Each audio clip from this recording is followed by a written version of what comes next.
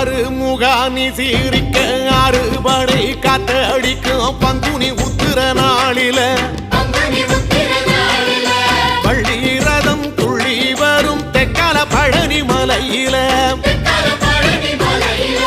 ஆறுமுகானி சீரிக்க அறுபடை காத்தடிக்கும் பங்குனி உத்திர நாளில வள்ளி ரதம் துள்ளி வரும் தெற்கால பழனி மலையில